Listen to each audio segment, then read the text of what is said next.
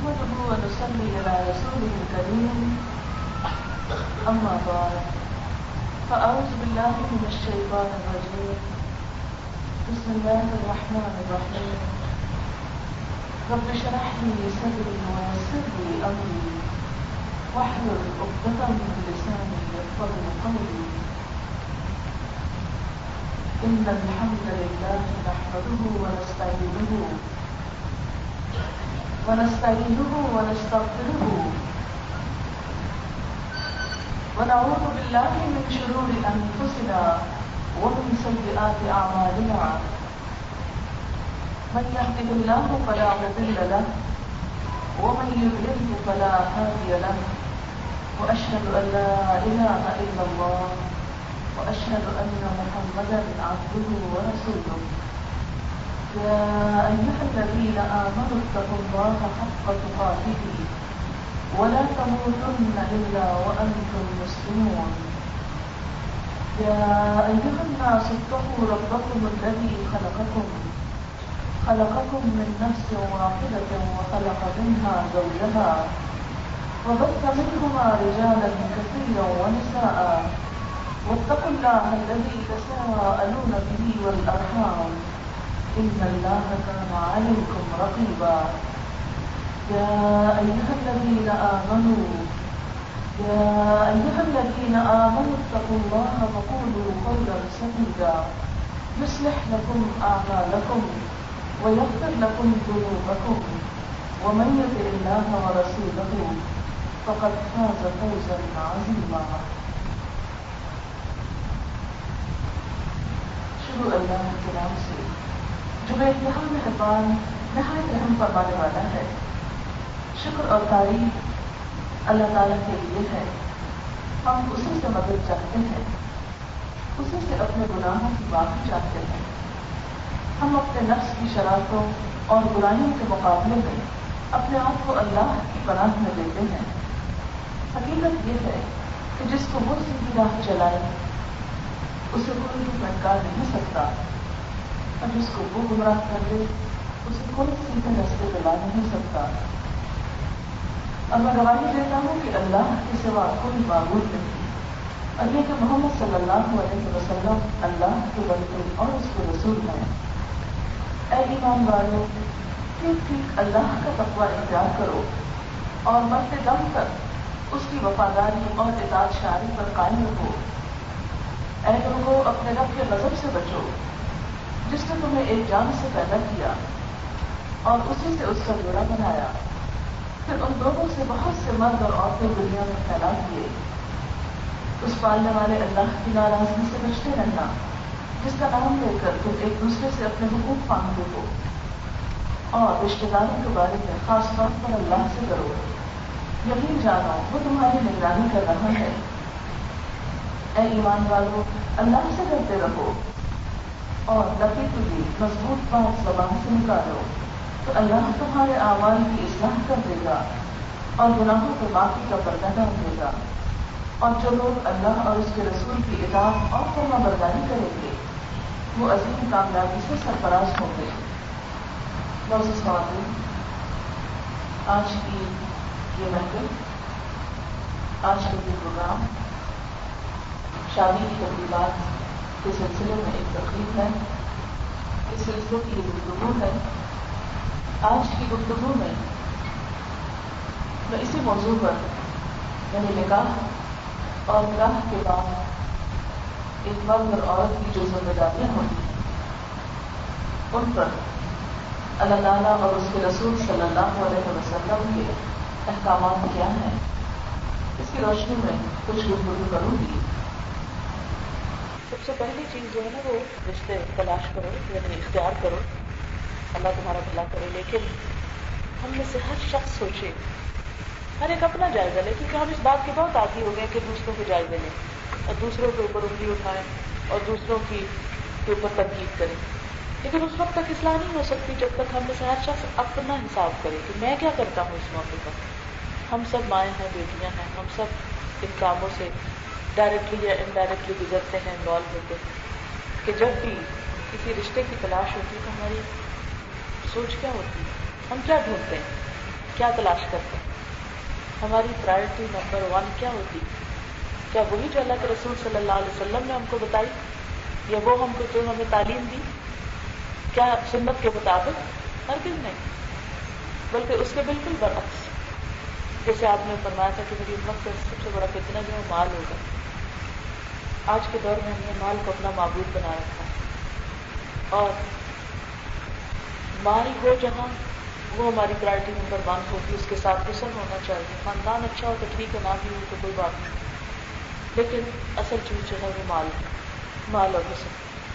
جو شادیاں اس بنیاد پر کی جاتی ہیں، جو رشتے اس بنیاد پر تلاش کیے جاتے ہیں، ان کے انجام ہم دیکھتے ہیں کہ جس شخص کو اپنے مال اور حسن کا تکبر ہو، غرور ہو، جس بھی لڑکی کو، وہ سسرال میں نکاح کس طرح کر سکتی، وہ ان کو خوشیاں کیسے دے سکتی؟ ٹھیک ہے، مال کو اللہ نے خیر بھی کہا، مال ایسی بھی بری چیز نہیں کہ جو نہیں ہونا چاہیے، لیکن خیر اس وقت بنتا ہے جب انسان کے اندر دین آتا ہے. یہ دین ہی اس مال کو خیر کے کاموں میں صرف کرواتا ہے، اور خیر اور بھلائی کی عادت انسان کے اندر پیدا ہوتی ہے. حضرت عثمان غنی کے پاس بھی بہت مال تھا، حضرت عبد الرحمن بن عوف کے پاس بہت مال تھا. کہتے ہیں کہ میں عید اٹھاتا ہوں، سونا اگلتی ہے زمین میرے آگے. اللہ نے ان کے کاروبار میں، ان کی تجارت، ہر چیز میں بہت برکت دی، بہت ہی مالدار انسان تھے. حضرت عثمان رضی اللہ تعالیٰ عنہ کے حالات آپ سب جانتے ہیں. حضرت زبیر کے بارے میں آتا ہے کہ جو فوت ہوئے 6 کروڑ کی پراپرٹی کے مالک، بہت مالدار صحابہ کرام، لیکن کسی کے اندر اس سارے مال نے کوئی تکبر و غرور نہیں پیدا کیا، اور انہیں خدا سے واقع نہیں کیا اس مال نے. حضرت سلیمان علیہ السلام کے پاس بڑی حکومت، بہت مال تھا، اتنا کہ اس کے بعد شاید ہی کسی کو ملا، لیکن اس کے باوجود ان کے اندر کوئی غرور اور تکبر نہیں تھا. آج ہمارے مال میں ہمارے اندر بری عادات پیدا کرنا، اور ان میں سب سے بڑی جو ہے وہ تکبر میں، خود کو بڑا سمجھنا اور دوسروں کو حقیر سمجھنا. آپ دیکھیے کہ ہم اچھا کپڑا پہنتے ہیں تو کس لیے؟ اس لیے نہیں کہ اللہ کی نعمت کا اظہار کریں کہ اللہ نے دیا، کوئی نعمت ہے ہمارے پاس، اور شکرانے کے طور پر اما بنعمت ربی کا تحدث. ہمارا کیا حساب ہوتا ہے کہ ہم یہ سوچتے ہیں کہ ہم دوسروں سے اچھے لگیں، دوسروں سے آگے لگیں، لوگ ہماری تعریفیں کریں، لوگ یاد آئیں. اسی طرح آپ دیکھتے ہیں کہ باقی چیزوں میں بھی. تو بات میں یہ کر رہی تھی کہ رشتے کی تلاش میں بھی ہم جو دیکھنا چاہیے وہ نہیں دیکھتے. اگر ہم سب کی بحیثیت مومن مسلمان یہ شرط ہو جائے تو شادی اس سے کرنی جس کے اندر دین کی سمجھ ہو. آپ دیکھیے کہ سب لوگ دین کا علم حاصل کرنے کے لیے دوڑ کر، لہذا جب وہ سمجھ آئے گی دین کی تو دوسروں کے حق حقوق پتہ چلیں گے، ان کی عزت ہوگی، ساس کو بھی ماں کا درجہ ملے گا، شوہر کو بھی شوہر کا درجہ ملے گا، اس کی بھی اطاعت ہوگی، اس کی عزت ہوگی، رشتے داریاں جڑے گی، اللہ کا خوف دلوں میں آئے گا. کیونکہ اللہ کا خوف دلوں میں دین کے علم سے آتا ہے. انما یخشی اللہ من عبادہ العلماء. اللہ سے ڈرنے والے لوگ وہی ہوتے ہیں جن کے اندر دین کی حقیقی سمجھ ہوگی. صرف علم کی حد تک نہیں ہو تو کتابیں آپ بدل بھی رکھ سکتے ہیں تو وہ عالم نہیں بن جاتا ہے، پھر کتابیں رکھ لینے سے نہیں آتا، دین کی سمجھ بڑھا دے. لیکن اس کے بعد ہم آگے چلتے ہیں کہ جب ہم کوئی رشتہ دیکھنے کے لیے جاتے ہیں، اگر ہمیں پسند نہیں آتا تو ہم گھر آ کے کیسے کیسے نقلیں اتارتے ہیں، کیسے کیسے نقص نکالتے ہیں، دوسروں کے ناک کے اوپر، دوسروں کے دانت، دوسروں کی شکل، دوسروں کی ہنستے ہیں. کس کے اوپر ہنستے ہیں؟ کس نے بنائی یہ ساری شکلیں؟ اللہ نے بنائی. یہ رنگ کس نے بنایا؟ میرا اور آپ کا رنگ کس نے بنایا؟ میں نے اور آپ نے تو نہیں. کوئی ہم میں سے نہ اس کو بنا سکتا نہ بتا سکتا، اس کا بنایا گیا. ہمیں کیا حق ہے کہ ہم کسی کی شکل و صورت کے اوپر ہنسیں یا مذاق کریں؟ لیکن ہم کتنے ہی گناہ سے بیٹھ لیتے ہیں. پھر اسی طرح یہ کہ رشتہ طے ہو جاتا ہے تو اس موقع پر منگنی جب شروع ہوتی ہے تو آپ دیکھیں کہ ہمارے یہاں منگنی کو ایک اتنا بڑا فنکشن ہے، اتنی بڑی چیز بنا دیا گیا، حالانکہ وہ ایک بات ہوتی ہے. پرانے بات میں اس کا ذکر آیا سب وقت مثال عورتوں کی منگنی کا ذکر. منگنی کا لفظ مانا نا مانگنا، پرپوز کرنا. اور پھر جب بات پکی ہو جائے تو بات، یعنی کہ اسلام میں تو معاہدے کا بہت پاس ہے، یعنی اصل چیز تو زبان ہے، لیکن ہم نے اس کو کیا رنگ دے دیا. یعنی پہلے اس میں شادی میں براتیں جاتی تھی، اب نہیں لگتے ہیں کہ منگنی میں بھی ایک برات جاتی، اور بہت سارے لوگ اکٹھے ہو کر لڑکی والوں کے اوپر ایک بوجھ بنتے ہیں. اور اس موقع پر بھی جس طرح مال کی نمائش اور دکھاوا ہوتا ہے، حالانکہ دکھاوا جو ہے ہمارے دین میں ہے ہی نہیں. سب سے پہلی چیز جو ہے نا وہ نیت کی اصلاح ہے کہ کوئی بھی کام انسان دکھاوے کے لیے نہ کرے. اب دیکھیں کہ کوئی بھی عمل اس وقت تک قبول نہیں ہوتا، یعنی کوئی بھی قول، کوئی بھی علم کی بات اس وقت تک فائدہ نہیں دیتی جب تک عمل نہ ہو، اور کوئی بھی عمل اس وقت تک فائدہ مند نہیں ہوتا جب تک کہ اس کے پیچھے نیت اچھی نہ ہو. یعنی جب تک نیت اچھی نہ ہوگی کوئی بھی عمل، ہاں آپ کروڑوں کسی کو دے رہے ہیں نا اور آپ کی نیت نہیں درست، نیت کیا ہے؟ اپنی دولت کا روپ چاہنا، یا یہ ہے کہ تعریف چاہنا، یہ دکھاوا کرنا، یہ ایک بڑے سے بڑا عمل جو ہے نا وہ آپ کو کوئی بھی فائدہ نہیں دے سکتا. اور نیت انسان کی اسی وقت درست ہوتی ہے کہ جب انسان خود چاہتا ہے. کیونکہ دوسرے مثلاً ہم بیوٹی پارلر میں بیٹھ کے اپنے کمیں درست کرا سکتے ہیں، اپنے کچھ میک اپ کے ذریعے اپنے آپ کو وقتی طور پہ بہت اٹریکٹیو بنا سکتے ہیں، کچھ اور کام کر سکتے ہیں، یعنی ہمارے ظاہر کو دوسرے لوگ مل جل کے سجا سکتے ہیں، لیکن ہماری نیت کو اور ہمارے دل کو صرف ہم خود ہی سجا سکتے ہیں. اس کا حساب ہم خود ہی لے سکتے ہیں، اس کو ہم کو اس پر کسی دوسرے کے ہاتھ کی پہنچ نہیں. بل الانسان علی نفسہ بصیرہ، بلکہ انسان اپنے آپ پر خود خوب آگاہ ہے. تو یہ حساب ہمیں خود ہی لینا ہوگا کہ ہم کیا کر رہے ہیں. اب آپ دیکھیں کہ منگنی ہوتی ہے، پھر اس کے بعد یہ کہ لڑکی اور لڑکے کو آزادانہ چھوڑ دیا جاتا ہے، جبکہ اسلام میں لڑکی اور لڑکے کو آپ اکیلے الگ نہیں چھوڑ سکتے، گھومنے پھرنے نہیں بھیج سکتے جب تک کہ ان کے درمیان نکاح نہ ہو جائے، شادی نہ ہو جائے. یعنی منگنی جو ہے وہ لڑکی اور لڑکے کی تنہائی کو یا اس کے آزادانہ میل ملاپ کو جائز نہیں قرار دیتی، اور نہ ہی اس کا کوئی جواز نکلتا. اور بسا اوقات آپ دیکھیں کہ اس آزادی کی وجہ سے شادی سے پہلے ہی تعلقات اتنے بگڑ جاتے ہیں کہ وہ بگاڑ ساری زندگی ختم ہونے کا نام نہیں لیتا. پھر آپ دیکھیے کہ شادی کا موقع آتا ہے، تو شادی کے موقع پر ہم کیسے کیسے کام کرتے ہیں جس سے اللہ تعالیٰ کی ناراضگی آتی ہے.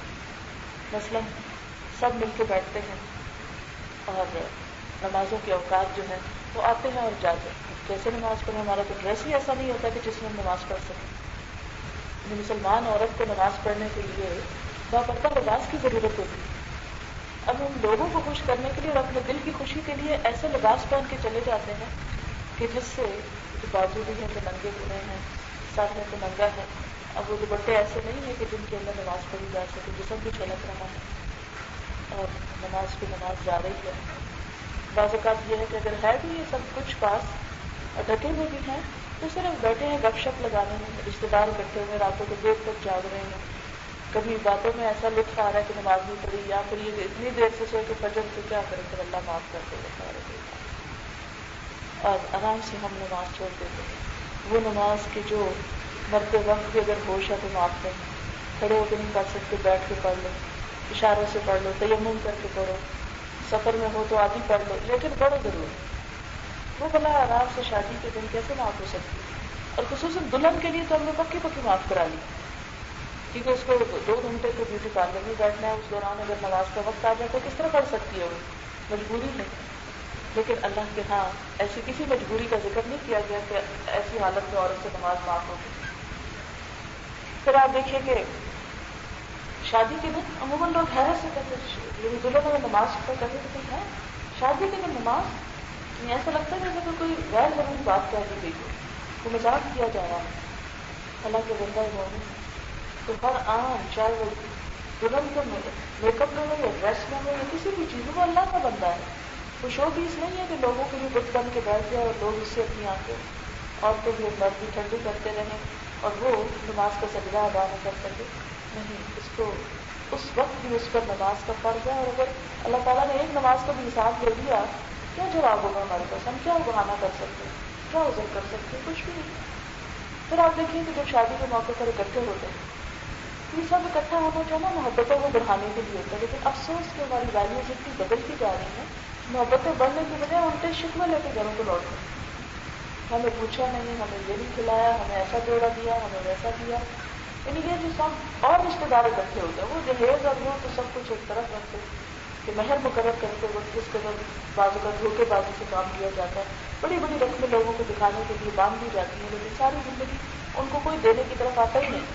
حالانکہ مہر کے بغیر اگر شادی ہوتی ہے تو وہ ویلڈ ہی نہیں قرار پاتی، یعنی اتنے سخت لفظ آپ نے فرمائے ہیں۔ اس کو نکاح کی صفا سے تعبیر کیا، اور مر جائے اگر کوئی شخص تو یہ اس کے اوپر قرض ہے، جب تک کہ وہ قرض اس کا ادا نہ کر دیا جائے اس کا ورثہ تقسیم نہیں ہو سکتا۔ لیکن ہمارے ہاں پہلے تو بڑی بڑی رقم شام کے لیے لکھوا دی جاتی ہے، اور حالانکہ نیت تو نہیں ہوتی دینے دلانے کی۔ پھر اس کے بعد یہ کہ اگر عورت مانگ بیٹھے تو اس کے ساتھ بہت ناروا سلوک کیا جاتا ہے کہ وہ کیوں مانگتی ہے، کیا یہ بسنا نہیں چاہتی، بعض اوقات ایسی باتیں سوچی جاتی ہیں۔ پھر کیا ہوتا ہے کہ زبردستی بعض اوقات معاف کرا دیا جاتا ہے، حالانکہ قرآن پاک میں یا سنت رسول صلی اللہ علیہ وسلم میں ایسی کوئی چیز نہیں۔ ہاں اگر وہ خوشی سے چھوڑ دے تو اور بات ہے، لیکن اس چیز کی طرف بھی عموماً توجہ نہیں دی جاتی۔ پھر آپ دیکھیں کہ ہم جب شادی والے گھر میں جاتے ہیں تو بیٹھ کے آپس میں کیا باتیں کر رہے ہوتے ہیں، کبھی ہم نے اپنا جائزہ لیا، کبھی اپنا حساب لیا، ایک ٹیبل پر بیٹھی ایک ادھر تو بات چیت ہی کر رہے تھے، اور تو کوئی کام تو نہیں کرنا تھا، گھنٹوں برات کا انتظار ہوتا رہتا ہے، کھانے کا ہوتا رہتا ہے، یا بہت سارا وقت۔ ویسے ہمیں اچھے کاموں کے لیے وقت نہیں ملتا، لیکن شادیوں کے لیے ہم وقت جیسی دولت کو بھی بے بحال اڑاتے ہیں، گھنٹوں گھنٹوں بیٹھ کے، اور اس میں پھر باتیں کیا ہوتی ہیں، کسی کے لباس پہ تبصرہ ہو رہا ہوتا ہے، دیکھو یہ کیا پہن کے آ گئی، یہ بوڑھی ہو گئی، ابھی بھی اس کا میک اپ کرنا نہیں پڑتا، گناہ ہے گناہ۔ یعنی بڑوں کے اوپر جو بڑے بزرگ خواتین ہیں جن کے یعنی بڑے ہونے کے ناطے چاہے کوئی کیسا بھی وہ عزت لازم ہے، ان کا مذاق اڑایا جا رہا ہے، ایک ایک کو نشانہ تذیق بنایا جا رہا ہے، اور کچھ نہیں تو اگلے پچھلے لباس کا کیا تھا نا، رشتے دار سالوں نہیں ملتے، شادیوں کے موقع پہ تو ضرور ملنا ہوتا ہے، مل بیٹھتے ہیں، وہ اگلے پچھلے گلے شکوے، اس کی غیبت، اس کی برائی، اس نے یہ کیا، اس نے وہ کیا، سب رپورٹیں ایک دوسرے کو دیتے ہیں۔ کیا کن معلومات کا تبادلہ خیال ہوتا ہے ہم سب جانتے ہیں، اس موقع پر ہم کیا گفتگو کرتے ہیں، اور اس کی وجہ سے بسا اوقات فتنے اور فساد جو ہیں وہ اور زیادہ جنم لیتے ہیں۔ اس لیے شادی کا موقع جو اللہ تعالیٰ خوشیوں کا موقع دیتے ہیں وہ ہم اللہ کی ناراضگی کی نظر کر دیتے ہیں۔ پھر اس کے بعد ہماری شادیاں مزید اسراف کا نمونہ بنتی جاتی ہیں۔ قرآن پاک میں اللہ تعالیٰ نے فضول خرچی کرنے والوں کو شیطان کا بھائی قرار دیا۔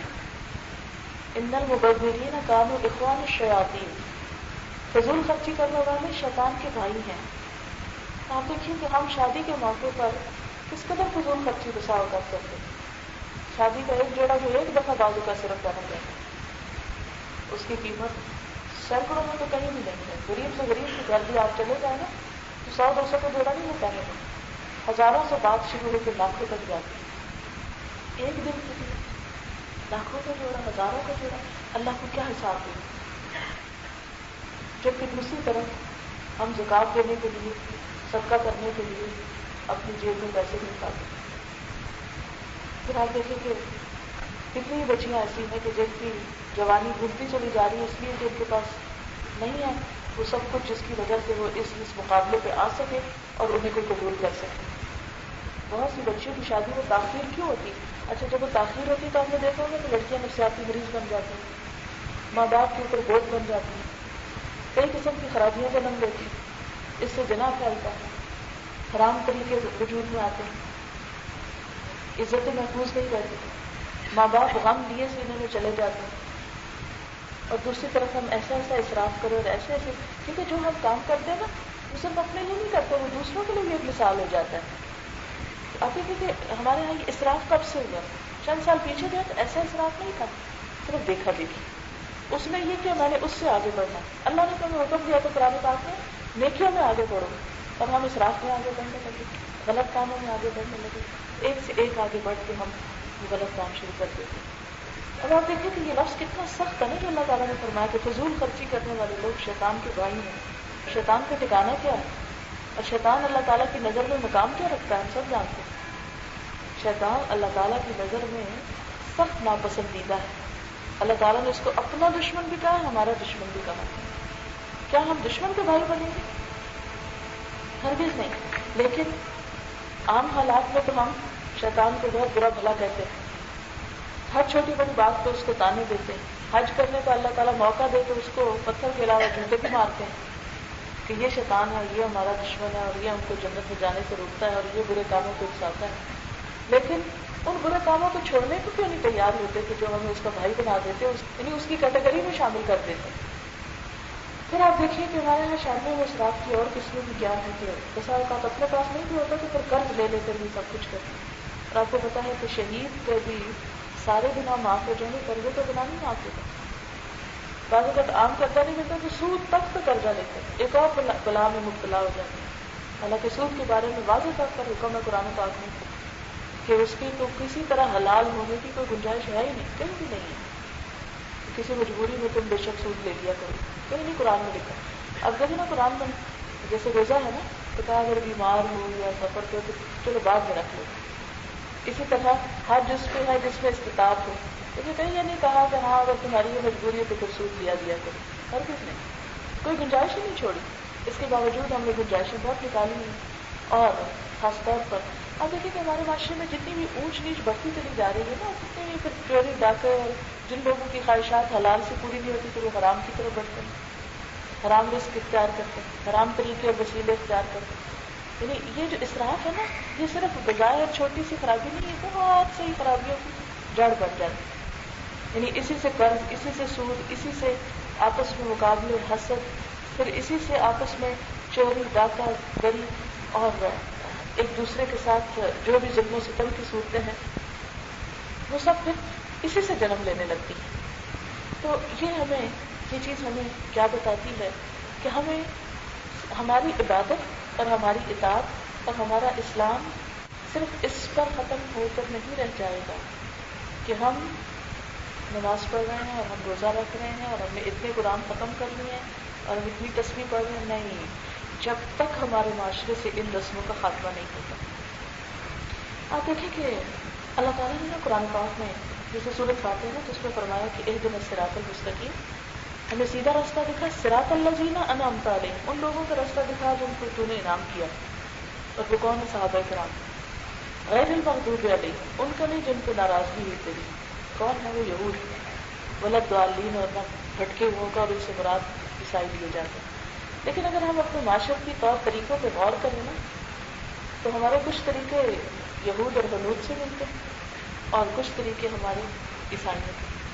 کس قدر تیزی سے ہمارے معاشرے کے اندر birthday, Valentine day, Christmas day, happy new year اور کتنی خرافات شامل ہو گئی ہیں جن کی اصل عیسائیت ہے، اسلام میں ہے ہی نہیں. وہ عیسائی جو ہے وہ اپنے پیغمبر کا برتھ ڈے مناتے ہیں کرسمس کی شکل میں. حضور صلی اللہ علیہ وسلم نے ایسی کوئی تعلیم نہیں دی. اللہ تعالیٰ نے کیا فرمایا؟ صراط مستقیم کس کو کہتے ہیں؟ انعام یافتہ لوگوں کے راستے کو کہتے ہیں، صحابہ کرام کے طریقے کو کہتے ہیں. اور ان کے بعد جو دین کے نیک بزرگ دوسرے ان کے طریقے کو کہتے ہیں. اور دیکھو صراط مستقیم پہ چلنا ہے تو دو چیزیں چھوڑنی پڑیں گی، یہود کے طریقے چھوڑنے پڑیں گے اور عیسائیوں کے طریقے چھوڑنے پڑیں گے. جب دین مکمل ہوگا ہم کیا کر رہے ہیں؟ کیا واقعی ہم صراط مستقیم پر سوچا ہم نے کبھی؟ ہم کس صراط مستقیم کی بات کرتے ہیں؟ ہم کس ہدایت کی بات کرتے ہیں؟ ہم کس اپنے رب کے تقرب کی بات کرتے ہیں؟ دین اس وقت تک مکمل نہیں ہوتا جب تک کہ ہم لا الہ الا اللہ نہ کہتے. لا الہ الا اللہ کیا ہے؟ کہ جو اللہ تعالیٰ کا حکم ہے وہ مانو گے اور اس کے علاوہ سب کو لا دو اور کچھ نہیں. اس لیے یہ بہت ضروری معلوم ہوتا ہے کہ ہم سب اپنی زندگی کا جائزہ لیں.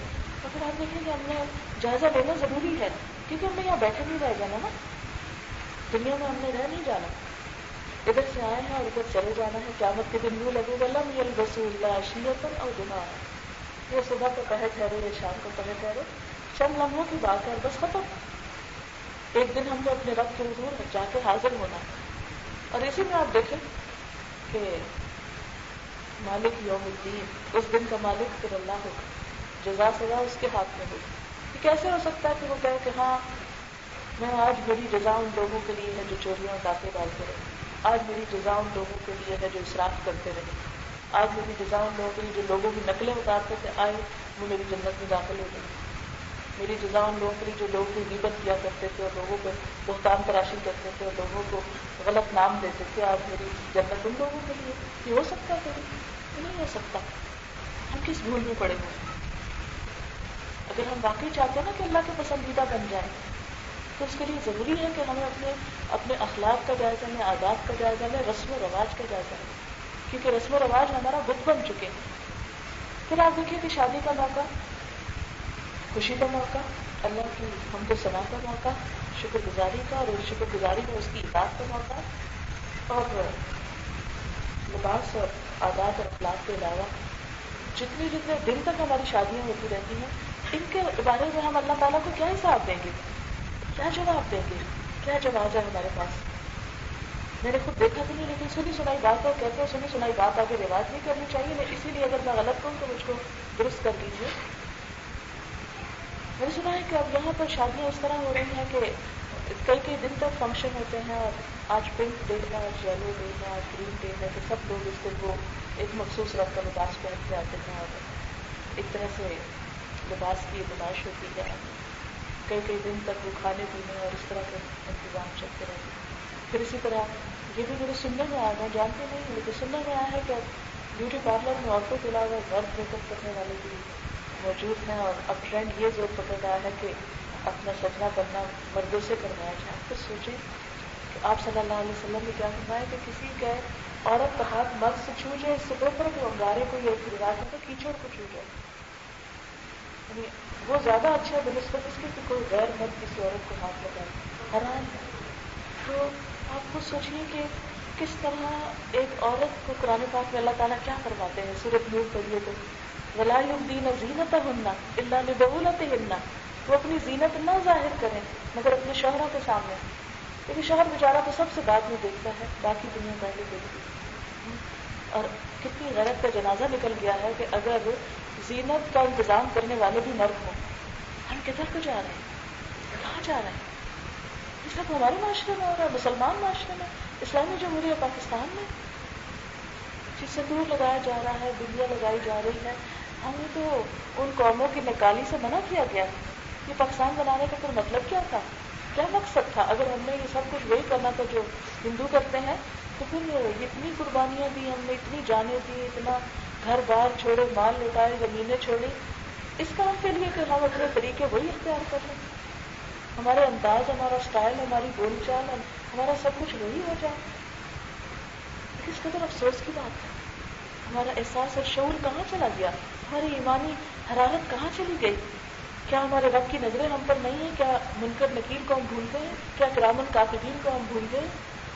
کیا ہمیں اس بات پر یقین نہیں کہ یہ سب کچھ لکھا جا رہا ہے اور ہم سے پوچھا جائے گا، حساب ہوگا؟ یہ ایسے ہی نہیں ہم کو چھوڑ دی۔ پھر آپ دیکھیں کہ ایک چیز جو ہمارے معاشرے میں بہت ہی یعنی اچھے بھلے دیندار گھرانوں میں یہ چیز میں نے دیکھی ہے کہ شادی سے پہلے مہندی کی رسم ضرور کرتے۔ یہ لفظ مہندی کہاں سے آ گیا، یہ رسم کہاں سے آ گئی؟ کہیں اسلامی رسم نہیں ہے یہ۔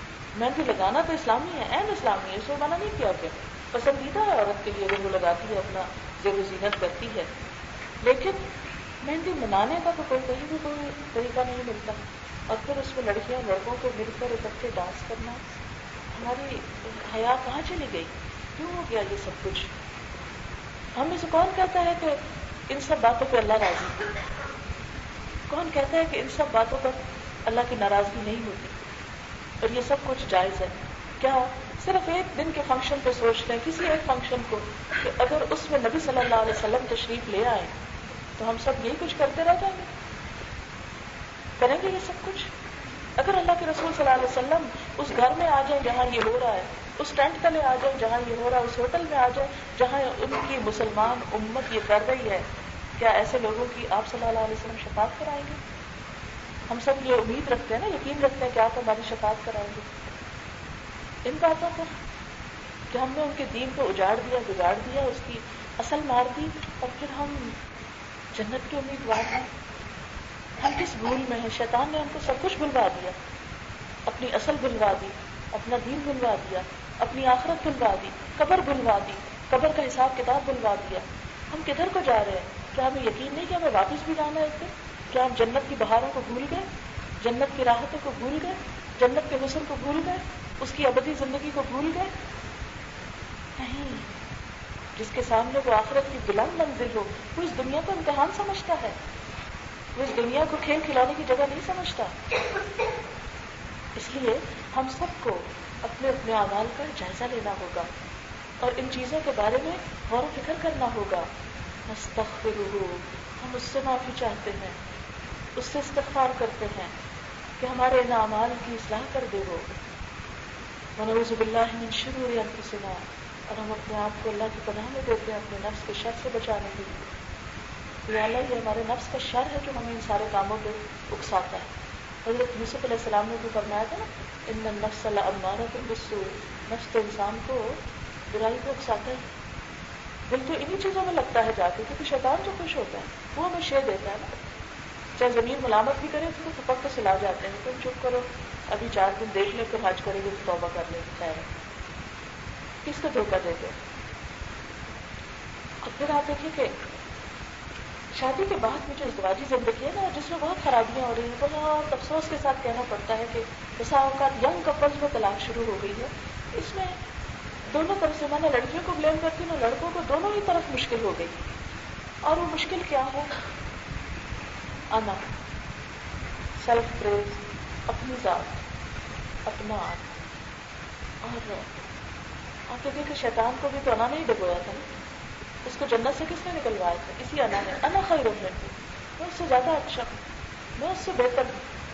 تو جب لڑکی کے اندر، میں لڑکی کی بات اب اس لیے کروں گی کہ ہم سب عورتیں یہاں بیٹھی ہوئی ہیں تو ہمیں اپنی اصلاح کرنی ہے.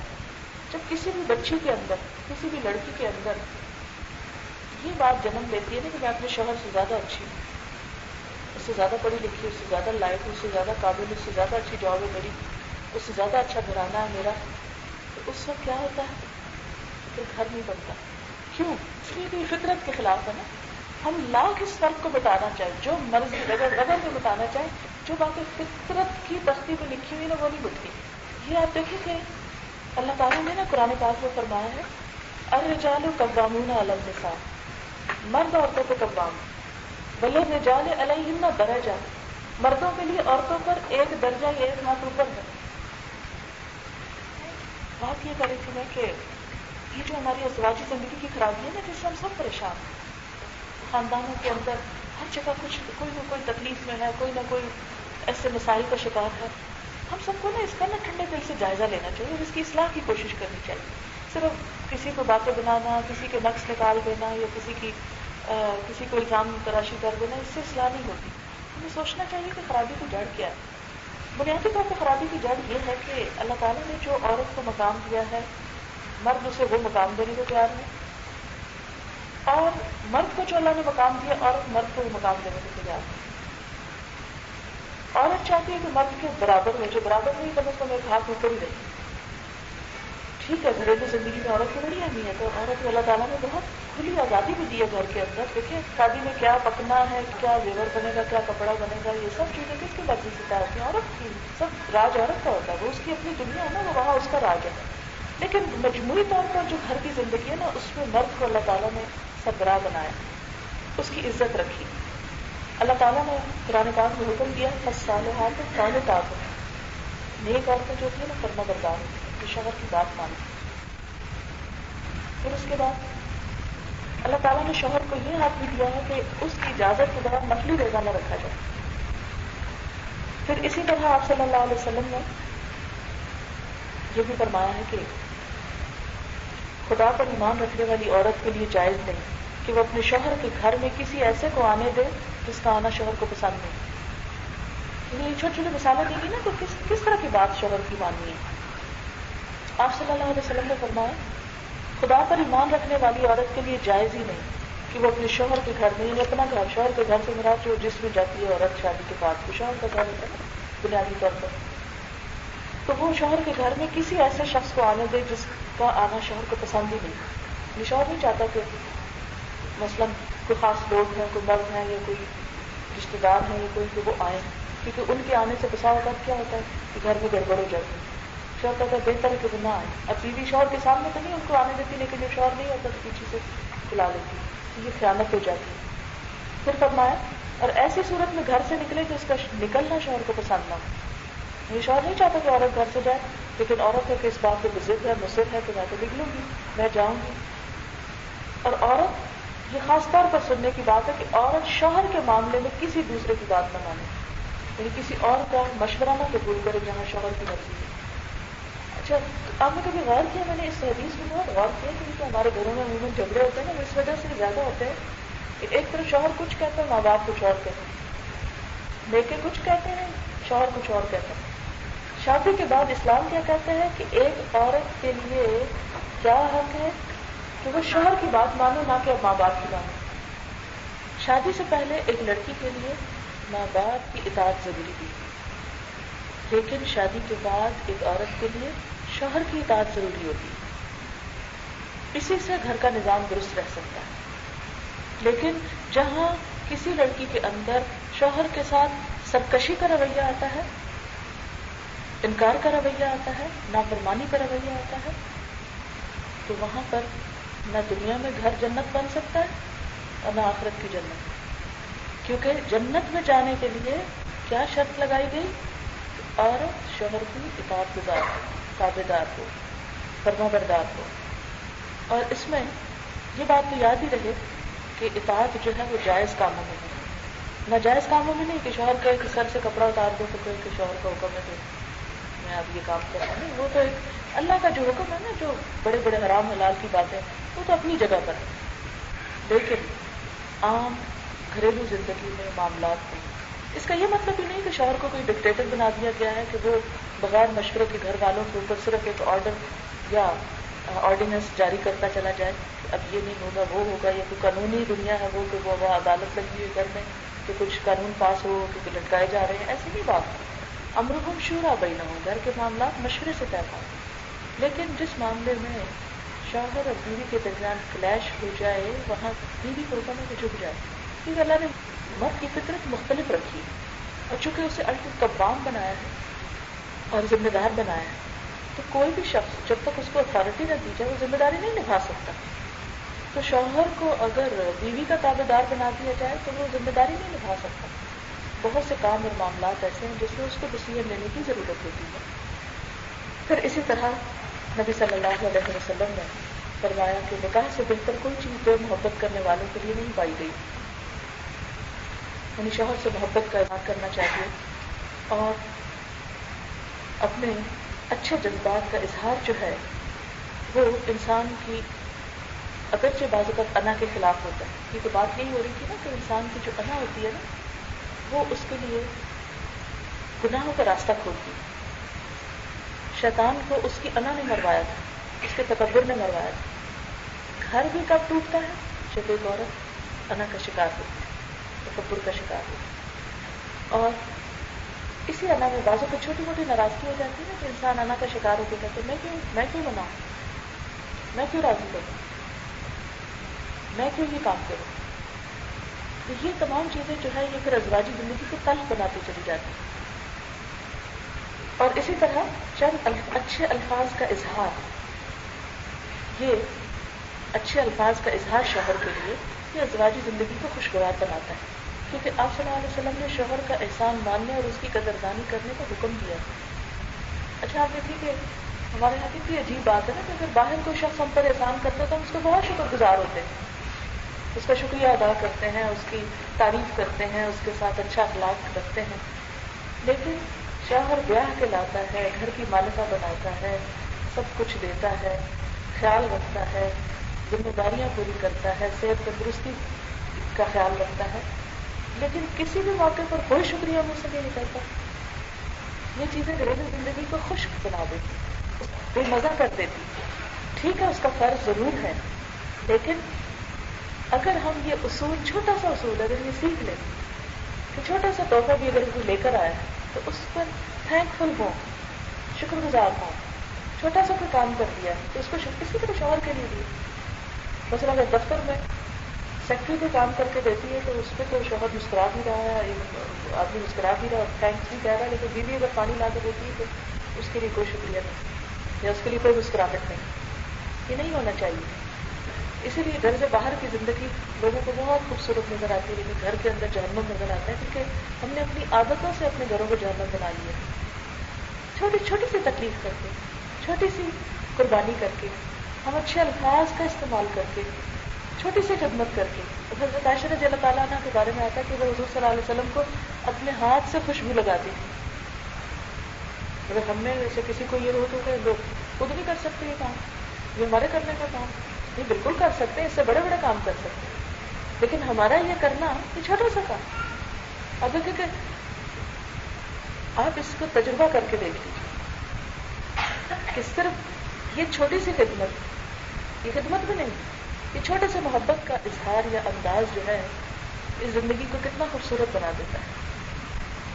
کھانا کھاتے ہوئے پہلے آفر کر دیں، آپ شروع کریں، عزت کا اظہار کریں، چیخ چلا کے بولنے کی بجائے نرم اور فاضل بات کر لیں، چاہے ناجواب بات بھی ہو۔ بعض اوقات دیکھا گیا کہ چھوٹی چھوٹی بات پہ جھگڑے پہ زور زور سے چیخیں بلند ہونے لگتی ہیں، وہ چیخنے کی بجائے اگر آرام سے بات کرنی جائے تو آپ دیکھیں گے کہ وہ زیادہ مؤثر بات ہوگی، لیکن ہم سمجھتے ہیں کہ شاید زیادہ غصے کے اظہار سے زیادہ اچھی بات ہو سکتی ہے۔ تو یہ چھوٹی چھوٹی چیزیں بسا اوقات ہم بھول جاتے ہیں، جس کی وجہ سے سماجی زندگی جو ہے وہ خوبصورت نہیں رہتی۔ جب گھر میں خوشی نہیں ملتی، خوبصورتی نہیں ہوتی، تو لوگ گھر سے باہر تلاش کرنے لگتے ہیں۔ ہمارے معاشرے میں یہی ہوا نا، گھر گھر میں یہ رولے کیوں پڑ گئے کہ شوہر بیوی کی طرف توجہ دینے کی بجائے باہر کسی لڑکی سے پیڑ چلانا، اور جگہوں پر پیسے لٹانا، اور جگہوں پر خوشیاں ڈھونڈ رہا ہے، سکون تلاش کر رہا ہے۔ شوہر کو یہ خوشیاں گھر میں دینے والا کون ہوگا؟ بیوی ہوگی۔ ایک عورت ہی گھر کو جنت بناتی۔ پھر اسی طرح گھر کے مال و اسباب کی حفاظت، نبی صلی اللہ علیہ وسلم نے اچھی عورت کی خوبیاں بیان کرتے ہوئے فرمایا، مومن کے لیے خوف خدا کے بعد سب سے زیادہ مفید اور باعث خیر نعمت نیک بیوی، کہ جب اسے کسی کام سے کہے تو خوشی سے کر لے۔ اچھا بعض اوقات شوہر کہتے ہیں آج اتنے میرے دوست آ رہے ہیں، ہم موڈ آف کر لیتے ہیں، یہ کیوں لے کر آ رہے ہیں، ہم سے نہیں کھانا پکتا، اور یہ تو آپ کے مہمانیاں بھی ختم ہوتی ہیں، ایسا اور ویسا، اب تو پکا بھی دوں گی، باتیں بھی سنا دیں گے اور کام بھی کر دیں گے۔ پھر تھوڑی دیر کے لیے اس زبان کو روک کے کڑوا گھونٹ پی لیا جائے، جب کرنا تو ہے ہی، اور یہ بول کے سارا اجر بھی ضائع ہوگا اور بدمزگی بھی ہوگی، تو کوئی بات نہیں، اگر منع ہی کرنا اس کو آئندہ اس کام سے تو کسی آرام کے وقت بیٹھ کے سمجھا لیں۔ لیکن اس وقت میں محنت بھی کرتے ہیں، تھکتے ہوئے، عاملۃ ناصبہ، کام بھی کرتے ہیں اور تھکتے بھی ہیں اور اس کا کوئی ریوارڈ بھی نہیں پاتے، ایسے میں کون شکریہ ادا کرے گا جو موڈ آف کر کے کوئی کام کیا۔ پھر اسی طرح آپ صلی اللہ علیہ وسلم نے فرمایا کہ جب وہ اس پہ نگاہ ڈالے تو اس کو خوش کر دے، یعنی شوہر جو بیوی کی طرف دیکھے تو اسے خوش کرے۔ اچھا عام طور پر کیا ہم نے کانشیسلی اس چیز کی کوشش کی؟ ہم سمجھتے ہیں شاید موڈ آف کرنے سے اور منہ بنانے سے اور منہ سجانے سے عزت زیادہ ہوگی، ارے بالکل ایک شیطان کا دھوکہ اور ایک یہ غلط چیز ہے کہ ایسا کرنے سے عزت نہیں بڑھتی، عزت جھکنے سے بڑھتی، سراہی سر میں گھوم ہو کر بھرا کرتی ہے۔ دوسروں کو خوشیاں بانٹنے والا خود خوشیاں لیتا ہے، اور یہ خوشیوں کی ابتدا گھر سے ہوتی ہے، ان کو دے۔ پھر آپ دیکھیں کہ پھر آپ نے فرمایا جب وہ اس کے بھروسے پہ قسم کھا بیٹھے تو اس کی قسم پوری کر دے۔ نباز کا شوہر کا مان ہوتا ہے نا کہ میں یہ کر دوں گا، اور کسی کی مدد کا وعدہ کر کے آ گیا باہر، یا کہیں جانے کا کہہ آیا یا کوئی اور اس کو پتا میری بیوی مجھے نہیں روکے گی، لیکن اب یہ ہے کہ جنی بیوی کو پتا چلا واپس باہر ہوگی۔ یعنی بیوی کا رول کیا ہے؟ تعاون کرے۔ مجھے اس میں بڑی خوبصورت مثال حضرت ابو الدرداء کی یاد آتی ہے کہ آپ سب نے واقعہ سن رکھا ہوگا، یہ واقعہ اتنا خوبصورت ہے کہ میں تو جتنی دفعہ پڑھتی ہوں مجھے نیا لگتا ہے، بہت ہی اچھا لگتا ہے۔ لیکن یہ آیت اتنی نا کہ من اللہ جی یقرب اللہ قرضا حسنا ہے، جو اللہ کو اچھا کرتے تو اللہ تعالیٰ اس کو کئی گنا بڑھا کے واپس کرتے اور اس کے لیے اجر عظیم ہے۔ لیکن ابو الدرداء حضور کے پاس آئے، کہنے کہ یا رسول اللہ صلی اللہ علیہ وسلم اللہ تعالیٰ کرنا ہے آپ کو تاکہ وہ تمہیں اور کئی گنا بڑھا کے وہ چیز واپس کرے۔ اور یا رسول اللہ صلی اللہ علیہ وسلم گواہ رہیے، میں نے اپنا باغ اللہ کو قرض دیا اور اس باغ میں کھجور کے 600 درخت، اسی میں ان کا گھر تھا، اور دے کے آپ کو کہتے ہیں اپنا ہاتھ بڑھائیے، میں نے وعدہ میں نے آپ کو دے دیا، اور اس کے بعد گھر آتے ہیں، باغ کے اندر نہیں جاتے، دروازے سے کھڑے ہو کے آواز دیتے اے ام الدرداء باہر آ جاؤ، میں نے اپنا یہ باغ اپنے رب کو قرض دے دیا۔ اور وہ کہتی ہیں ابو الدرداء تم نے بڑا اچھا سودا کیا، یہ تعاون بہت اچھا کیا۔ میں سے کتنے لوگ ہیں جو اگر شوہر کہ میں اپنے ماں باپ کو آج یہ فروٹ لے کر دیا ہے اور ہم کہ تم نے بہت اچھا کیا، ہم تو الٹا پیچھے پڑ گئے کہ اچھا وہی تو تم کو یاد رہتے ہیں، ہم کو یاد ہی نہیں رہتے. کچھ دے یا بہن بھائیوں کو دے تو ہم اس کو کہیں تم نے بہت اچھا کیا، کہ رشتے داروں کو دینے کا دگنا ثواب ہوتا ہے. اب وہ جو گیا وہ تو گیا، لیکن جب ہم نے تعاون نہیں کیا تو ہمیں ثواب بھی کوئی نہیں ملا. عورت کا صدقہ یہی تو ہوتا ہے کہ شوہر جب دیتا ہے کوئی کام کرتے ہیں تو ہم صرف اپروو بھی کر دیں گے، ہاں ٹھیک ہے. تو ہمارے لیے وہ ہاں کہنا کیا نا، وہ اس پورے اجر میں شریک ہونا ہے. پھر آپ صلی اللہ علیہ وسلم نے فرمایا جب وہ کہیں چلا جائے تو اس کے پیچھے اپنی عزت و آبرو کی حفاظت کرے. بعض اوقات نوکریوں میں دوسرے ملکوں میں لوگ چلے جاتے ہیں سال سال 2 سال کے لیے. آپ نے دیکھا ہوگا کتنی خرابیاں اس سے بسا اوقات پھیلی ہیں کہ پیچھے عورتوں نے یعنی اس عزت و آبرو کی حفاظت نہیں کی جو اللہ تعالیٰ نے اسے اس کا حکم دیا. یہاں پر کیا حکم ہے کہ یہ نہیں کہ صرف شوہر کے ڈر سے اپنی نگاہ بچائی جائے، یہ شوہر کے ڈر سے حیا بچائی جائے، یہ شوہر کے ڈر سے کوئی غلط کام نہ کیا جائے، نہیں، اللہ کے ڈر سے. شوہر ہو کہ نہ ہو، دیکھے کہ نہ دیکھے، پتہ ہے اس یہ بات شوہر کو نہیں پسند، نہ کرے. اور پھر شوہر کے مال و اسباب کی نگرانی میں شوہر کی خیر خواہ اور وفادار رہے، کہ نہیں جس کا گھر ہے اس کی چیزیں ہیں ان چیزوں کی حفاظت بھی عورت کا فرض ہے. اور پھر اسی طرح شوہر کے حقوق میں صفائی ستھرائی سلیقہ آرائش زیبائش یہ سب کچھ شوہر کے لیے. بہت سی ازواجی زندگیاں محض اس وجہ سے خراب ہوتی ہیں کہ عورتیں اپنے یعنی اس ہنر کو نہیں جانتی. جسمانی صفائی کو توجہ نہیں دیں، گھر کی صفائی کو توجہ نہیں دیں، بچوں کی صفائی کو. اب نے دیکھو کہ بہت سے شوہر صرف اس لیے آگے ڈانٹنے لگتے ہیں عورتوں کو کہ بچے پاؤں کے ننگے کیوں، یا ان کو بیمار کیوں ہوئی، یا یہ ہے کہ گھر گندا کیوں ہے، یا یہ کہ وقت چیز کیوں نہیں ملی. یہ چھوٹی چھوٹی چیزیں نا گھر میں بگاڑ پیدا کرتی. یہ عورت کی ذمہ داری ہے. تو ہمارے یہاں یہ سمجھ لیا گیا کہ نہیں گھر کو تو دیکھنا عورت کی ذمہ داری ہے ہی نہیں. تو وہ کس کی ہے؟ باہر بھی مرد دیکھے گھر بھی مرد دیکھے تو پھر باقی کون رہے. اور پھر اپنے آپ کو سجانے کا نام ہے. یہ جو بھی زینت اور زیبائش ہے نا یہ مرد کے لیے، جیسے ولا یبدین زینتہن الا لبعولتہن.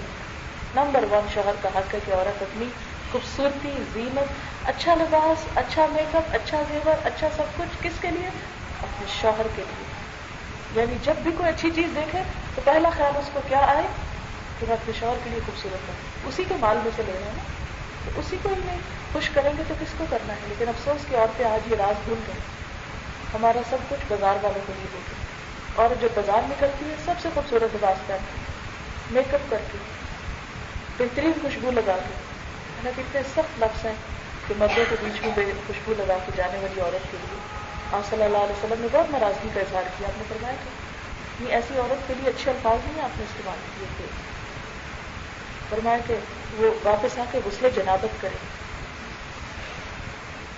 لیکن ہم پورے جسم کو سپرے کنڈیل کے تو ہم بازار میں مردوں کے بیچ میں گھس جاتے ہیں. اتنا سخت لفظ آپ نے کرے کیونکہ اس سے مردوں کو اٹریکشن ہوتی ہے عورت کی طرف. عورت کے لیے وہ خوشبو پسند کی گئی ہے کہ جو چھپی ہوئی ہو، یعنی جو دوسرے مردوں تک نہ پہنچے. یعنی یہ نہیں کہا کہ خوشبو لگائے ہی نہ، لیکن ایسی لگائے کہ جو دوسروں تک نہ جائے. پھر اسی طرح ہم دیکھتے ہیں کہ ہمارے ہاں عموماً بالوں کو کس طرح پھیلا کے اور کس طرح سجا کے ہم بازار میں گھومنے پھرنے نکل جاتے ہیں. بعض اوقات صرف ایسی شاپنگ کرنے وقت پاس کرنے. اچھا جدید تحقیقات سے بھی یہ بات ثابت ہوئی ہے کہ عورت کے بالوں سے ایسی ریز نکلتی ہے کہ جو مرد کو اٹریکٹ کرتی ہے، مرد کی طرف اس کی توجہ جاتی ہے.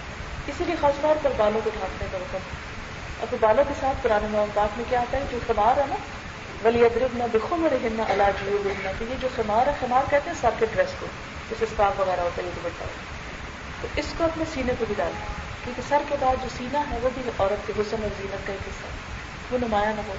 اتنی شرم آتی ہے نا بعض اوقات عورتوں کے برہس وغیرہ بھی کپڑوں میں سے جھلک رہی ہوتی ہے، بازار کو اس طرح کر رہے ہوتے ہیں، سارے مردوں کے سامنے یہ زبائش جاری ہوتی ہے. جتنے لوگوں کی نگاہیں پھسلیں گی ان سب کا حساب اسی کو عورت کو دینا ہوگا جو ان کے لیے اٹریکشن کا سامان بنتے. یعنی دین کی تعلیمات میں ہمیں کیا پتہ چلتا ہے کہ عورت اپنے زیب و زیبائش و آرائش کا اہتمام کرے. یہ عورت کا حق ہے. قرآن پاک میں بھی آتا ہے نا افمن ينشأ في الحلیۃ، کیا وہ جو زیورات میں پالی جاتی ہے، یہ زیور عورت کا حق ہے، منع نہیں کیا گیا اسے. اچھا لباس عورت کا حق ہے. ایک دفعہ حضرت اسامہ کو چوٹ لگ گئی تو حضور صلی اللہ علیہ وسلم نے فرمایا اسامہ اگر بیٹی ہوتا ہم اس کو زیور پہناتے, اسامہ بیٹی ہوتا ہم اس کو اچھے کپڑے پہناتے. اس سے کیا پتہ چلتا ہے اس حدیث سے؟ اچھا کپڑا اچھا زیور عورت کا حق ہے, اس سے منع نہیں کیا گیا. لیکن اگر یہ سب کچھ اس کے شوہر کے لیے ہے تو عبادت ہے, اور اگر غیر مردوں کے لیے تو حرام ہے, حساب ہوگا, پوچھ ہوگی.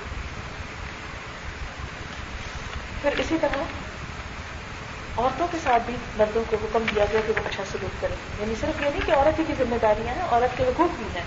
آپ صلی اللہ علیہ وسلم نے شوہر اور بیوی کے تعلق کو کیا کرنا ہے؟ ہن لباس لکم وانتم لباس لہن, وہ تمہارا لباس اور تم کا لباس.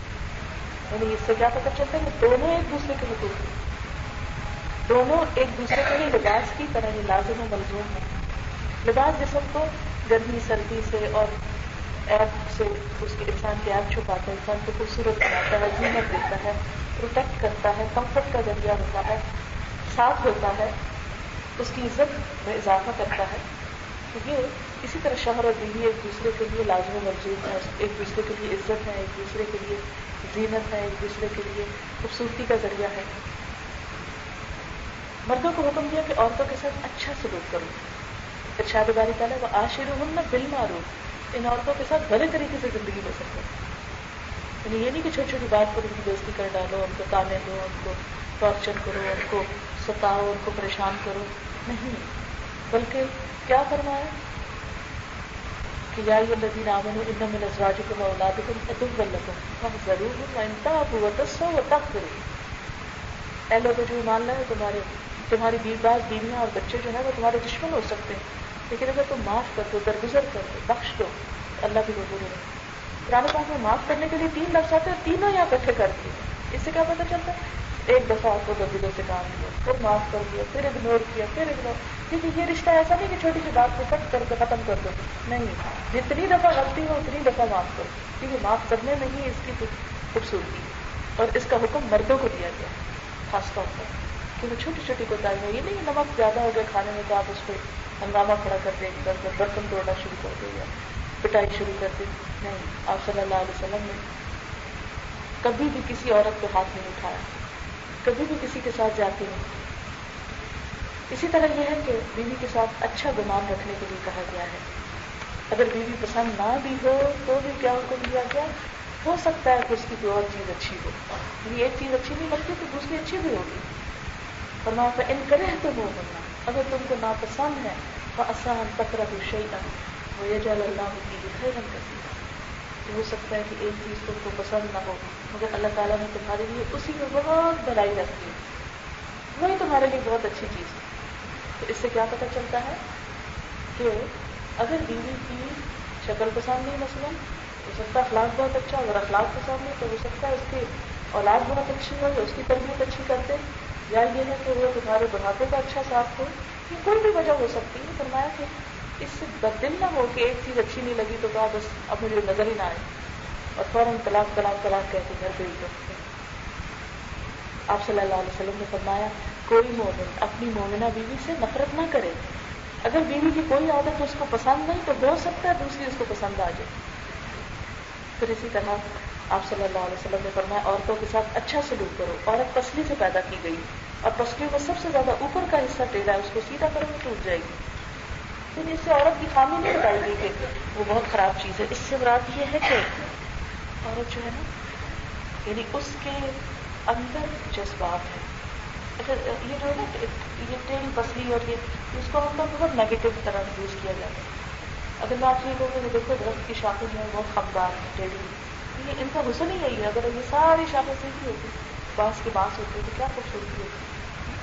عورت کا حسن کیا ہے, اس کی لچک میں, اس کے خم میں, اس کی عاجزی میں.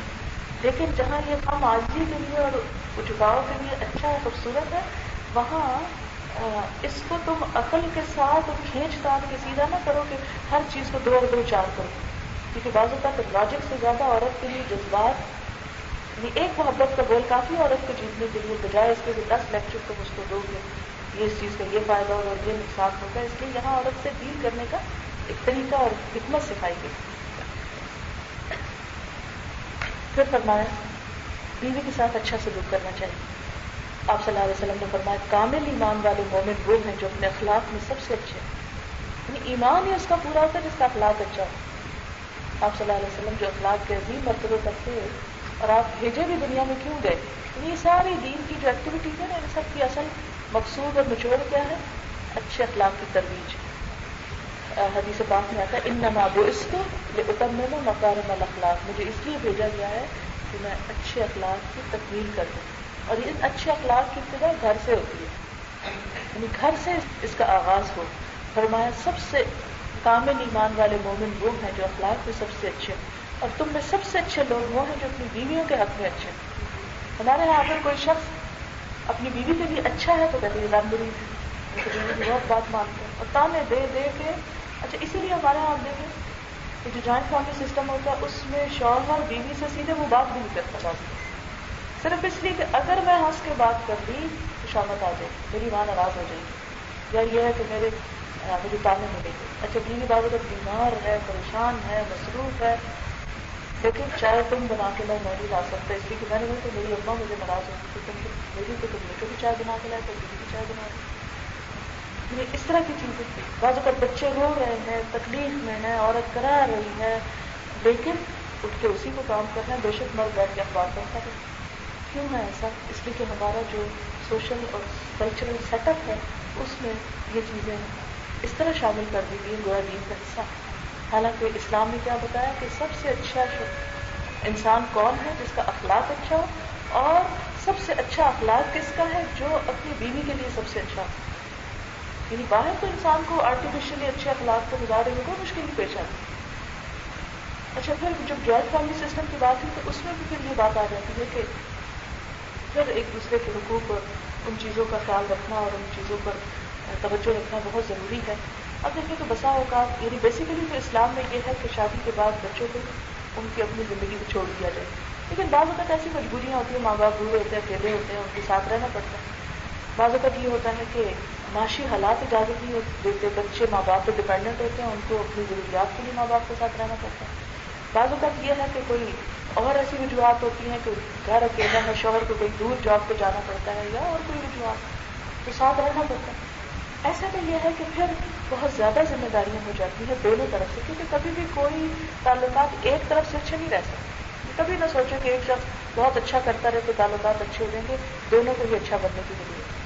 اور اس میں بھی جو بیسٹ چیز ہے نا وہ چھوٹی چھوٹی چیز، جس کو بدگمانی ہو یا ناراضگی ہو تو کمیونیکیٹ کیا جائے، ایک دوسرے سے بات کی جائے ٹھنڈے دل سے بیٹھ کے. اچھا عموماً ہمارا کیا ہوتا ہے، مشکل آپس میں ہوتی ہے، آپس میں تو بات ہی نہیں کریں گے، اور وہ ادھر بتا رہا ہے کہیں جا کے اور یہ ادھر بتا رہی ہے کہیں جا کے، اور اس کے نتیجے میں کیا ہوگا کہ مزید وہ اس کو مشورہ دیں گے. ہاں ظاہر ہے جو میرے منہ پہ آ کے بیٹھے میں تو اسی کو راضی کروں گی. میں یہ تھوڑی کہوں گی تم غلط ہو اور تمہاری ساس صحیح ہے، یا یہ کہ تمہاری ساس کو یہ تھوڑی کہوں گی کہ تم غلط ہو اور تمہاری بہو صحیح ہے. میں تو اسی کو. لہٰذا عموماً مشورہ دینے والے صرف اس کو خوش کر دیتے ہیں کہ ان کے پاس آئے، وہ کیوں برے بنے کہ یہ کہہ کے کہ تم غلط کر رہے تھے. بہت کم لوگ ایسے سنسیئر سچی بات کریں. لہٰذا نتیجہ کیا ہوتا ہے کہ جب آپس میں بات نہیں ہوتی، ادھر ادھر جا کے ہوتی ہے، تو اس سے کیا ہوتا ہے غلط مشورے ملتے ہیں، بعض اوقات غلط ہمدردیاں ملتی ہیں، اور نتیجہ آپس کے تعلقات کشیدہ ہوتے چلے جاتے ہیں. ایسی سب چیزوں میں بھی پھر وہی انا کا مسئلہ نہیں بنانا چاہیے. انا کو توڑ کے کاٹ کے بہت آرام سے تحمل سے ایک دوسرے سے پوچھ لینا چاہیے. مسئلہ اگر دیکھتے ہیں کہ ساس کا موڈ آف، عموماً بزرگوں کا ہو ہی جاتا ہے، تو پوچھ لیں کہ خیریت ہے آرام سے. اگر اس وقت ڈر لگے نہ پوچھیں، پھر کسی وقت پوچھ لیں آپ کس بات پہ ناراض ہوتی ہیں، آپ مجھے بتا دیں کون سی بات آپ کو اچھی نہیں لگتی تو میں وہ نہ کروں. اسی طرح ساس کو بھی پیار سے بتا دینا چاہیے بہو کو کہ تم ایسا اور ایسا نہ کرو. لیکن ہم عموماً ایک دوسرے کو کم ہی بتاتے ہیں اور ہم زیادہ بتاتے ہیں. اس معاملے میں اگر ہمیں شوہر سے ہمدردی ہو، شوہر کا احساس ہو، تو ٹھنڈے دل سے ان معاملات کو حل کرنے کی کوشش کرنی چاہیے. آپس میں کمیونیکیشن کو بڑھانا چاہیے. اور یاد رکھیں کہ جو سلام میں پہل کر لیتا ہے، جو ناراضگی کے بعد پہلے منا لیتا ہے، سارا اجر وہ لوٹ لے جاتا ہے. جو دوسروں کو معاف کر دیتا ہے اللہ اس کو معاف کر دیتا ہے. فرمایا اللہ تحبون ان یغفر اللہ لکم، کیا تم نہیں چاہتے کہ اللہ تعالیٰ تم کو معاف کر دے؟ تو دل بڑا کر کے دوسروں کو معاف کرتے رہنا چاہیے. اور پھر سب سے بڑی بات جو ہے نا اس میں وہ یہ ہے کہ دعا. عموماً ہم اس معاملے میں دعا جو ہے نا اس کو نہیں، اللہ تعالیٰ کی طرف کم رجوع کر. جب کوئی مشکل پیش آتی ہے انسان ہم کو زیادہ یاد آتے ہیں، اللہ تعالیٰ کم یاد آتے ہیں. نبی صلی اللہ علیہ وسلم کا طریقہ کیا تھا؟ جب آپ کو کوئی اہم چیز پیش آتی تھی سب سے پہلے نماز کی طرف دوڑ فوراً اللہ سے مدد مانگتے. ہمیں بھی اپنی زندگیوں کو اگر ہم چاہتے ہیں کہ خوشگوار ہیں تو جہاں سے میں نے بات کی ابتدا کی تھی وہیں پر انتہا کروں گی کہ جو مشورے ہمیں اللہ تعالیٰ نے قرآن پاک میں دیے ہیں اور جو طریقے نبی صلی اللہ علیہ وسلم نے اپنی سنت میں سکھائے ہیں ان طریقوں کو اختیار کرنے کی کوشش کریں. اللہ تعالیٰ ہم سب پر اپنی رحمت فرمائے اور ہمیں ہدایت عطا کرے. آخر دعوانا الحمدللہ رب العالمین. دعا کریں. سبحان اللہ والحمد للہ ولا الہ الا اللہ واللہ اکبر ولا حول ولا قوة الا باللہ العلی العظیم. اللهم صل على محمد وعلى آل محمد كما صليت على إبراهيم وعلى آل إبراهيم إنك حميد مجيد. ربنا آتنا في الدنيا حسنة وفي الآخرة حسنة وقنا عذاب النار. ربنا لا تزغ قلوبنا بعد إذ هديتنا وهب لنا من لدنك رحمة إنك أنت الوهاب. ربنا هب لنا من أزواجنا وذرياتنا قرة أعين وجعلنا للمتقین اماما. یا اللہ پاک جو کچھ ہم نے پڑھا ہے اپنی رحمت سے اسے قبول فرما. کوئی بات جو آپ کو پسند نہ آئی ہو اسے ہم سے دور فرما دے. ہماری کوتاہی کو معاف کر دینا. ہمیں صراط مستقیم عطا فرما. یا رب العالمین جو باتیں تیری مرضی کے مطابق ہوئی ہوں ہمیں ان پر عمل کی توفیق عطا فرما. یا اللہ ہمیں ویسا مسلمان بنا جیسا بننا تجھ کو پسند ہے. اللہم وفقنا لما تحب وترضى. یا اللہ تو ہمیں ہمارے نفس کے شر سے بچا, ہمارے اعمال کی برائیوں کے شر سے بچا. یا رب العالمین ہمارے خاندانوں میں, گھروں میں, معاشرے میں امن, سکون, اطمینان اور خوشی پیدا کرنا. یا اللہ ان بچوں کی جو شادی ہو رہی ہے ان کے درمیان بہترین محبت پیدا کرنا. انہیں دنیا آخرت کی خوشیاں عطا کرنا. ان کے والدین کی آنکھوں کی ٹھنڈک بنا. یا رب العالمین جنہوں نے اس مجلس کا اہتمام کرایا ہے ان کے لیے اس کو صدقہ جاریہ بنا. یا اللہ تو ہمارے گناہوں سے کوتاہیوں سے درگزر فرما. یا رب العالمین سب بیماروں کو صحت کاملہ عطا فرما. یا اللہ پاک تو ہم سب پر اپنی رحمت فرما. ان کاموں کی توفیق دے جن سے تو راضی ہو جائے. یا اللہ ہمارے والدین کو اپنی رحمت فرما. جو دنیا میں جس سے جا چکے ہیں, فوت ہو چکے ہیں, ان کی بخشش فرما. ان کے درجے بلند فرما. جو زندہ ہیں یا اللہ ان کے اوپر رحم فرما, ان کو عزت عطا فرما. ہمیں ان کی خدمت کی توفیق عطا فرما. یا اللہ ہماری اولاد کو ہماری آنکھوں کی ٹھنڈک کرنا. انہیں دنیا اور آخرت کی کامیابی عطا فرما. یا اللہ جتنے بھی حاضرین مجلس ہیں ان کے دلوں میں جو دعائیں ہیں نیک تمنا ان کو پورا فرما. یا اللہ ہمیں ان کاموں کی توفیق دے دے جس سے تو راضی ہو جاتا ہے, اور ہر اس چیز سے بچا لے جس سے تیری ناراضگی آتی ہے. یا اللہ جو جہاں سے بھی آئے ہیں ان کا آنا قبول کرنا. اس کوشش میں برکت پیدا کر دے. اس مجلس کو ہماری آخرت کی نجات کا ذریعہ بنا دے. ہمارے حق و حجت پر ربنا تقبل منا انك انت السميع العليم وتب علينا انك انت التواب الرحيم. وصلى الله تعالى على خير خلقه محمد وعلى آله وأصحابه وأهل بيته أجمعين برحمتك يا أرحم الراحمين إلهي آمين. سبحانك اللهم وبحمدك نشهد أن لا إله إلا أنت نستغفرك ونتوب إليك. والسلام عليكم.